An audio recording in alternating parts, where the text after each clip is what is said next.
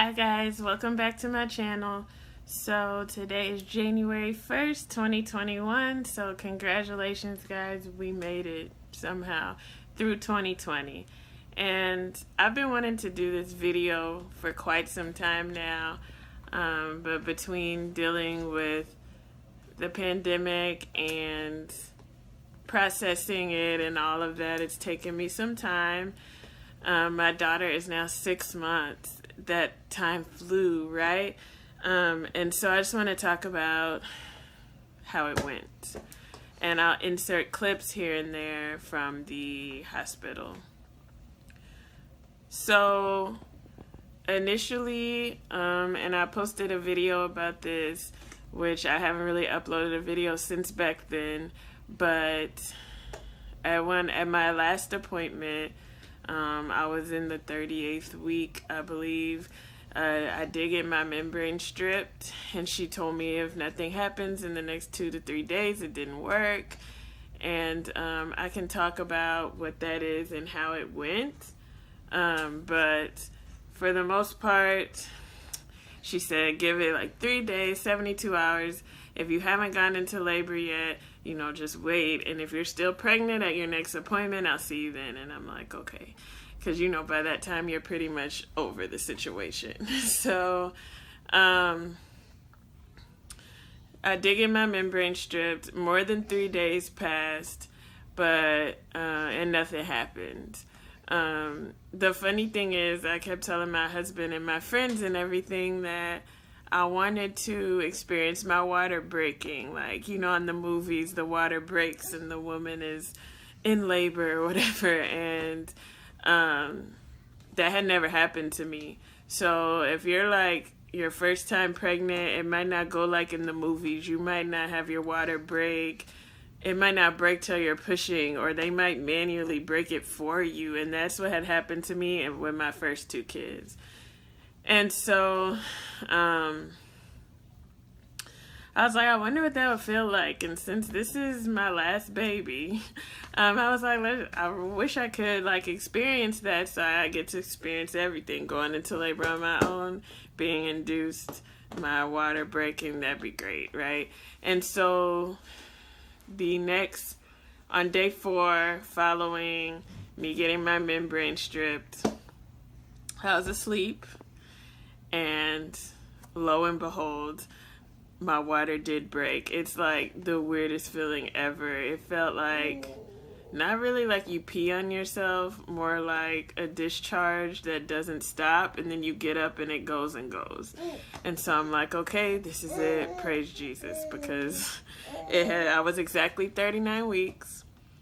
It was also Juneteenth. And I was like, how cool would it be to have my baby on Juneteenth? And if you don't know what that is the day that the slaves found out in Texas that they were free. And it is a big, African-American celebration. And I was like, how cool would that be to have my baby on Juneteenth, right?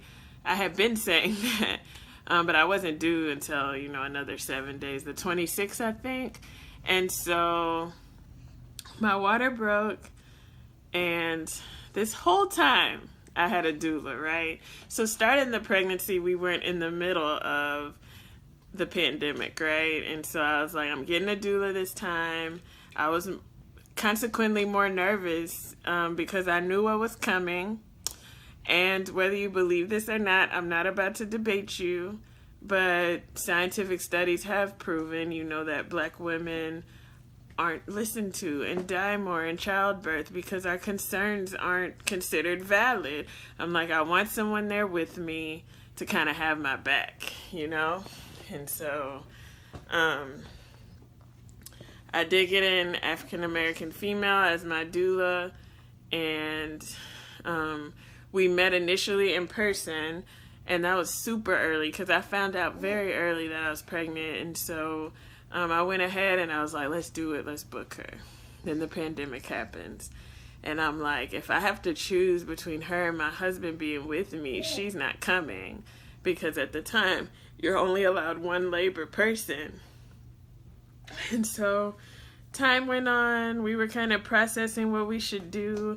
Most of the people that we had to watch our kids weren't necessarily as serious about COVID as we are. And so we were like, you know what? My husband will just stay home with the kids and the doula will come with me. And no, I don't know her and this is crazy, but we didn't have anyone we trusted to watch our kids without having the risk of bringing a newborn home to potentially COVID, right? Because no one was really like staying home like that. And so,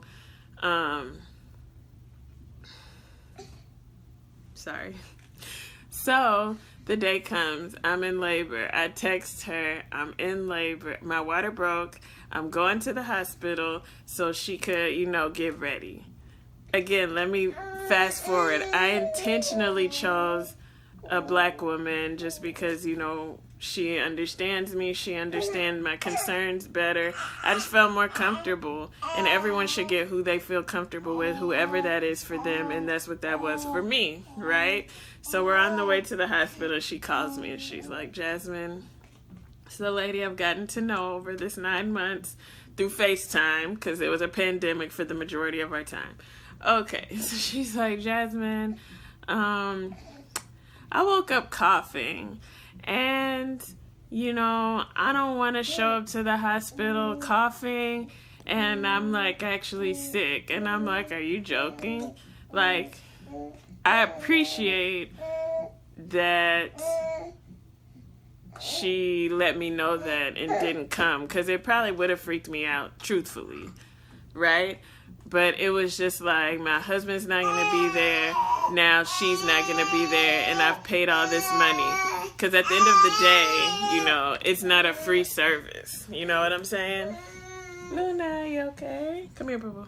It's like, okay, so she's like, I have someone on call that's going to come instead and be with you during this time. And I'm like, okay.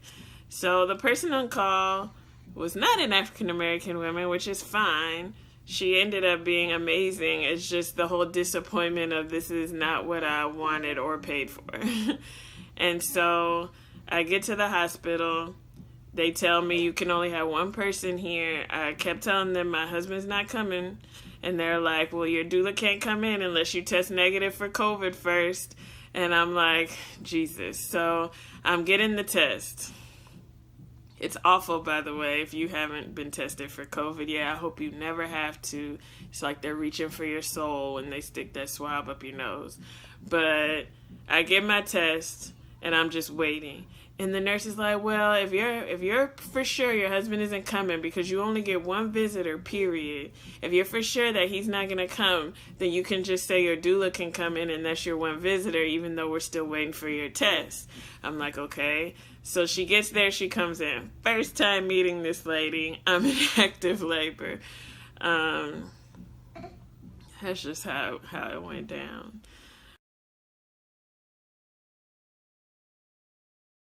So then she comes, we labored together. My main goal was to attempt to go natural. If I couldn't, I really wasn't going to beat myself up about that. I have nothing to prove to anyone. This is my 3rd time doing this, so it is what it is. You know what I'm saying? So I lasted for the majority of my labor. And then I kind of had a breakdown. Like, my husband wasn't there. I was by myself. I was with a lady I met, a couple of hours ago. And I was just like, screw this. I'm tired. I'm in pain. I don't have any real support here. Because, again, I was alone, essentially. So I called my husband, and he's like, you don't have to prove nothing to anybody. If you want to get that epidural, get that epidural. So I get it. The doctor comes in, had this little smart remark. Oh, she wanted to go natural. That's what they usually say before they call me. And I'm like, dude, I've done this 3 times. Like, I don't have to prove nothing to you or anybody else. Just do what you need to do because you're getting paid for this. Like, I pay my insurance. Like, I'm about to pay you. So I don't need your judgment. Just do what you're going to do because I'm going to get this bill.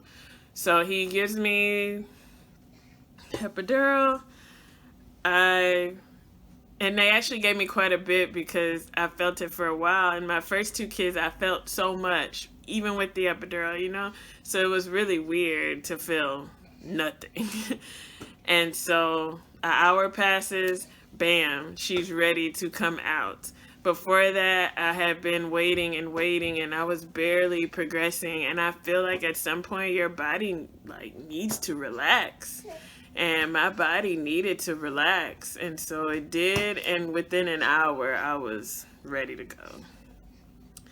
And the weird part about that again was I couldn't feel anything. And before, with my other two kids, I always felt something. And I really couldn't feel, but I knew how to push because I'd done it 2 times before. And she came out in a second. And then Luna was in the world. I had no tears. My husband watched via FaceTime.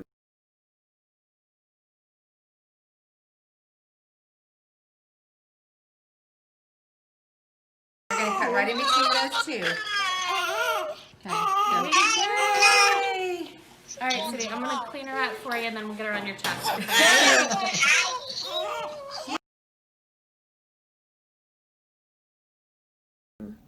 Which was crazy. I bought a tripod, and she connected my iPhone to the tripod, called my husband up when I was about to push, and in hindsight, it was pretty cool, you know, because my kids at home, my 2 girls got to watch their sister come into the world, which wouldn't have happened in a normal time. We wouldn't have called them or brought them with us, but they all got to see it on the FaceTime video, you know, and they got to share that moment together, you know. And so she came out, my husband saw via FaceTime. The doula was very helpful with that, and that was that, you know. Again, like I said, I'll insert clips here and there. Reflect, well, there's more. So then after that, I did have issues with a nurse, which goes back to what I said in the beginning about how Black women and women of color are not listened to. This is my 3rd child. I know what I'm talking about. I've been through this a couple of times. So when I suggest something or ask for something, it needs to be given to me, because I'm essentially paying you, the hospital, to make these things happen. And I had one nurse who questioned everything I asked her. Are you sure you need that? Well, how do you know you need that? I would ask her for water. She'd suggest that I go get it myself. She kept telling me I could take my daughter on a walk. I didn't have to just sit there. Like, we're in the middle of a pandemic. I'm in a hospital. I don't know if the person next to me has COVID or not, and you're telling us all to just go take a walk. Like, no.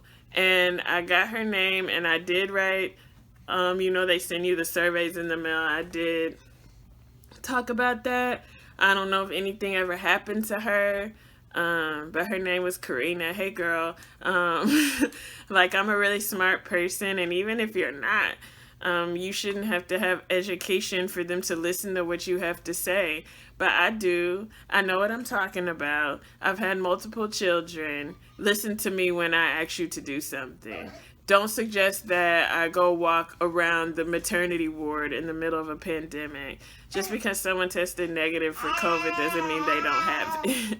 I mean, that's common sense, right? I mean, it could have been too early that you tested, whatever, and you got us all just taking walks and getting our own water, or was that something she just did to me? That's what I'm assuming, but I don't know. But I was in the hospital for 2 days. They offered me 1, but I was like, I'll just relax with my baby, because once I get home, it's going to be complete mayhem. So I'll just rest here while I have the chance to actually rest before I get home. And then, yeah, you know, reflecting on the whole experience, had I known that we'd be in a pandemic, would I have had her? Absolutely not. So I feel like she's here for a reason, you know, because I wouldn't have gone through that, the giving birth alone, the doula getting a cough of all days for me to have to, you know. So yeah, like, again, like I said, reflecting, I probably wouldn't have had her. There's a lot of reasons I wouldn't have because of everything I've had to deal with throughout this pandemic, from having a blended family to having to have my baby by myself, to the fear of contracting COVID while pregnant when the probability of me getting it and doing well was low. And so at the end of the day, I feel like she's here for a reason. I'm grateful for her. Here she is. Here's my Luna Bella right here. Luna. Luna. My Luna. She's 6 months. My Luna. And so that is my birth story. I hope you enjoyed it. I mean, ask me as many questions as you want about my overall experience of giving birth during this time, and I'm more than happy to help you. I mean, I started this channel to just like help, you know. I cloth diaper. I want to give you that information, especially women who, you know, look like me. A lot of us don't even know about it or the options or how easy or cheap it can be. And so that was my whole purpose. And my purpose with this video is to tell you my experience, to help you out in any way. Oh, and let me add, you will wear a mask while you're having your baby. My nurse did tell me that if you test negative, some nurses are more lax about the mask, and some are going to ask you to always have it on. But consequently, it wasn't as bad as I thought it was going to be. I was under the impression that I was going to be struggling, but it really wasn't even that bad. You know, I was able to go through some tough contractions for a couple of hours with the mask on fully, correctly, because a lot of people wear it below their nose, and that's not wearing your mask right. I'm just throwing that out there. But correctly, I was able to wear it while going through that. So, yeah, but any questions that you might have about this process, please, please, please ask me.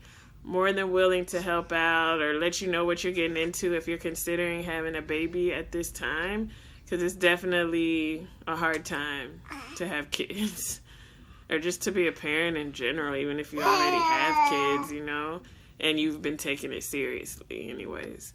But thanks again, guys. Please like, share, subscribe, and I'll definitely be uploading more videos this time about a multitude of things, but mostly about being a working mommy during this time, about cloth diapers, stuff like that. So I look forward to seeing you guys more. So nice to see you and have a good day.